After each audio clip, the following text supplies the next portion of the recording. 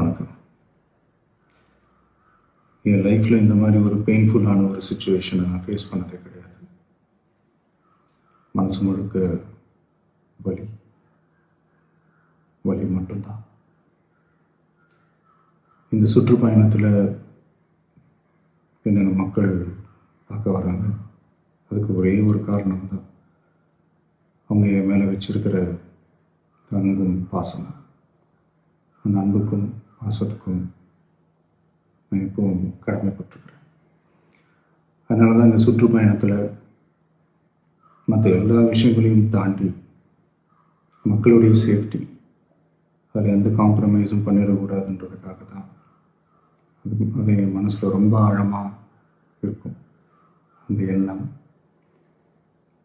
அதனால தான் இந்த அரசியல் காரணங்கள் எல்லாத்தையும் தவிர்த்துட்டு ஒதுக்கி வச்சுட்டு மக்களுடைய சேஃப்டி மட்டும் மைண்டில் வச்சுக்கிட்டு அதுக்கான இடங்களை சூஸ் பண்ணுறது, அதுக்கான இடங்களை பார்த்து பெர்மிஷன் கேட்குறது, போலீஸ் டிபார்ட்மெண்ட்டில் அதை ரிக்வெஸ்ட் பண்ணி கேட்போம். ஆனால் நடக்கக்கூடாதது நடந்துருச்சு. நானும் மனுஷன் தானே.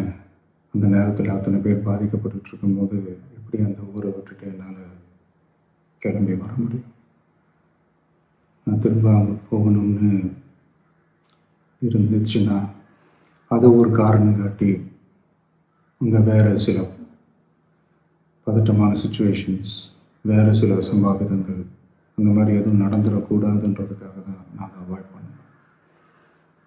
இந்த நேரத்தில் சொந்தங்களை இழந்து தவிக்கிற அத்தனை குடும்பங்களுக்கும் என்னுடைய ஆழ்ந்த இரங்கலை தெரிவிச்சுக்கிறேன். எனக்கு தெரியும், என்ன சொன்னாலும் இது ஈடையாகாதுன்னு எனக்கு தெரியும். ஹாஸ்பிட்டலில் ட்ரீட் பண்ணிகிட்ருக்கிற எல்லாருமே சீக்கிரமாக க்யூர் ஆகி வரணுன்றதை இந்த நேரத்தில் நான் வேண்டிக்கிறேன். கூடிய சீக்கிரமே உங்கள் எல்லாரையும் நான் சந்திக்கிறேன். இந்த நேரத்தில் எங்களுடைய